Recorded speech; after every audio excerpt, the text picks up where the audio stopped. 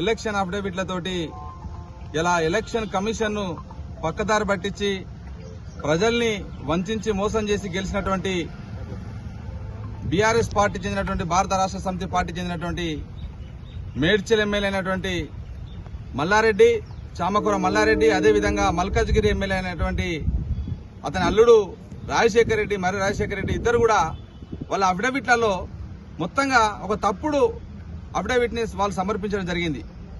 మరి ఇది representation of peoples act ప్రకారం 1951 ప్రకారం సెక్షన్ 8 లో ఉన్నది.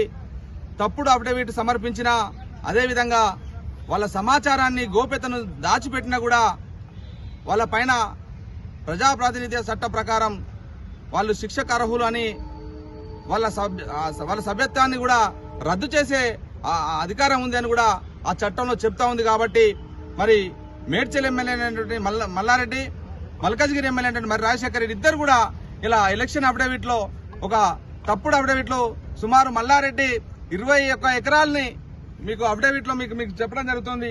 ఇక్కడ చూడండి, పోచంపల్లి విలేజ్ గానీ, కండ్లకోయ విలేజ్ గానీ, దూలపల్లి విలేజ్ గానీ, ఈ 3 విలేజ్లలో నేను ఇక్కడ చూపించినటువంటి సర్వే నెంబర్లు అన్నింటిలో కలిపి 21 ఎకరాల భూమి ఇలా తన అఫిడవిట్ లో చూపించకుండా, అంటే సుమారు 150 నుంచి 200 కోట్ల విలువ చేసేటువంటి భూమిని ఇలా తన అఫిడవిట్ లో చూపించకుండా మల్లారెడ్డి ఎన్నికలకు ఇలా బరిలో దిగిండు.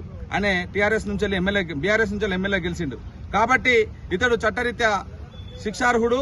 కాబట్టి ఆయన సభ్యత్వాన్ని రద్దు చేయాలని ఇలా ఉస్మానియా సిటీ విద్యార్థి ఉద్యమ నాయకుడిగా, కాంగ్రెస్ పార్టీ ప్రచార కార్యనిర్వాహక సభ్యుడిగా త్వరలోనే ఈసీకి కూడా కంప్లైంట్ ఫిర్యాదు చేయబోతా ఉన్నాం. దీనిపైన చట్టరీత్యా కూడా పోరాటం చేయడానికి రాష్ట్ర ఉన్నత న్యాయస్థానాన్ని, హైకోర్టును కూడా ఆశ్రయించి అతని సభ్యత్వాన్ని రద్దు చేయాలని, మళ్లీ ఉప ఎన్నికలు నిర్వహించాలనేటువంటి డిమాండ్ తోటి ఇలా మీ ముందు ఇలా ప్రదర్శించడం జరుగుతుంది. అతని అఫిడవిట్ లో మొత్తం కూడా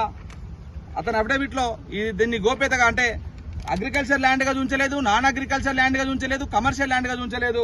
మొత్తంగా ఇప్పుడు లేటెస్ట్ గా తీసినటువంటి భూభారతిలో అతని చామకూర మల్లారెడ్డి పేరు మీదే మొత్తం కూడా ఇవన్నీ కూడా చామకూర మల్లారెడ్డి పేరు మీదే ఇలా 21 ఎకరాల భూమి ఇలా తన పేరు మీద ఉంది.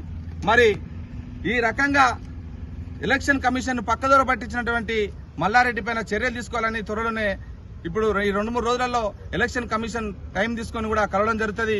కాబట్టి ఇట్లాంటి తప్పుడు అఫిడవిట్ల తోటి ఇలా ఎన్నికల్లో బరిలో దిగి ఇలా వాళ్ళ రాజకీయ పబ్బాన్ని గడుపుకోవడానికి కోసం, ఆస్తుల్ని కాపాడుకోవడం కోసం ఇలా ఎన్నికల డ్రామాలు ఆడుతున్నారు. ప్రజల లోపల విద్వేషాలు రెచ్చగొడుతూ ఇలా ఇక్కడ హైదరాబాద్ లో ఒక ఘర్షణపూర్ణ వాతావరణాన్ని నెలకొల్పుతున్నారు మామూలు. కాబట్టి వాళ్ళ మీద చర్యలు తీసుకోవడానికి కోసం త్వరగా కలవబోతున్నాం.